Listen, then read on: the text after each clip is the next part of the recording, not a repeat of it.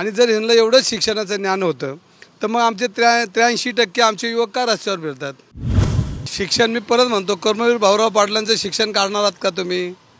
वसंतदादा पाटलांचं शिक्षणाचं काढणार आहात का तुम्ही? पुणे लोकसभेसाठी महाविकास आघाडीचे अधिकृत उमेदवार रवींद्र धंगेकर यांना आता विरोधकांकडून ट्रोलिंग सुरू झाले। सोशल मीडियाच्या माध्यमातून रवींद्र धंगेकर यांचं एक सर्टिफिकेट जे आहे ते विरोधकांकडून अपलोड करण्यात येते आणि त्याच्यावर अगदी काय म्हणतात त्याला एक प्रकारचं ट्रोल ज्याच्यामध्ये धंगेकर यांच्यावर थेट धंगेकर अशिक्षित आहेत असा आरोप करण्यात येतोय। माझ्यासोबत स्वतः धंगेकर आहेत। जर तुम्ही बघितलंच धंगेकर साहेब तर त्याच्यावर 8वी उत्तीर्ण आहात तुम्ही, याच्यावरनं तुम्हाला विरोधकांकडून ट्रोलिंग सुरू होतंय, याला तुम्ही कसं उत्तर द्याल?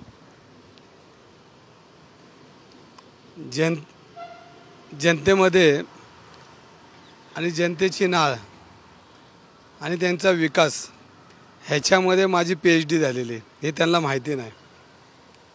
विषय राहिला माझ्या शिक्षणाचा, तर पुणे हे विद्येचं माहेरघर आहे आणि ह्या विद्येच्या माहेरघरामध्ये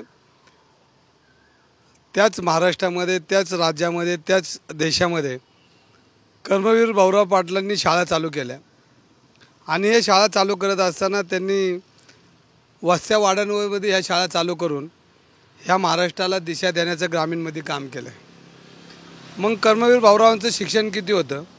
हे बी 8वीच होते, पण त्यांच्या विकासाची शिक्षणाची गंगा त्यांनी देशभर पोहोचवली।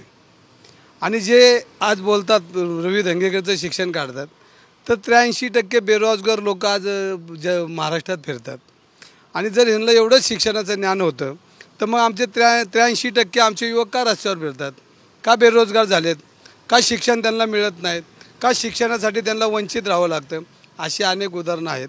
आणि माझ्यासारख्याचं शिक्षण काढण्यापेक्षा आपण शिकून काय धडे लोकांचं भलं केलं, काय लोकांना मदती झाल्यात, काय शिक्षणासाठी तुम्ही शिक्षणाचं धोरण ठरवलं आहे। माननीय तत्कालीन कैलासवासी वसंतदादा पाटील यांनी मेडिकलचं शिक्षण त्या काळामध्ये महाराष्ट्रात आणलं आणि प्रायव्हेट मेडिकल संस्था चालू केल्या आणि त्याच्यामध्ये अनेक विद्यार्थी डॉक्टर्स घडलेत, हे आपण बघितलं या राज्याने।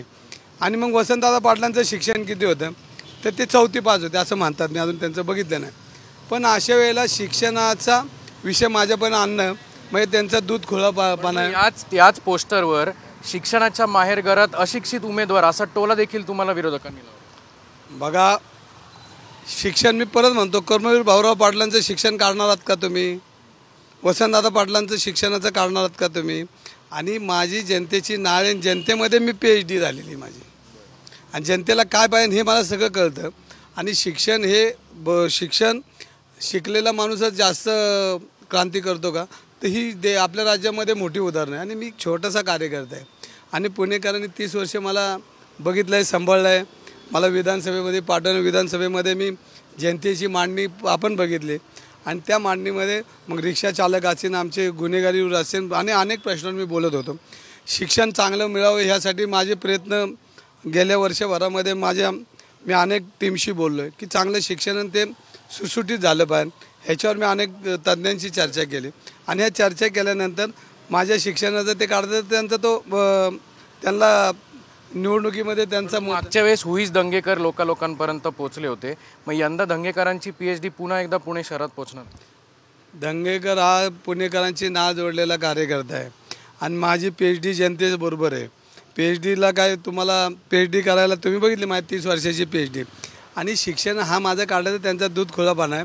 त्यांना आता त्यांची दिशा त्या पुणेकर ठरवणार आहेत आणि त्यांची दिशा त्या दिशेने चाललेली आहे। आणि ते मत कोणाला मागतायत? पुणेकरांना नाही मागत, मी पुणेकरांना मत मागतो आहे। हे त्यांचा अभ्यास पूर्ण ते कसे आहेत ते दिसत आहेत।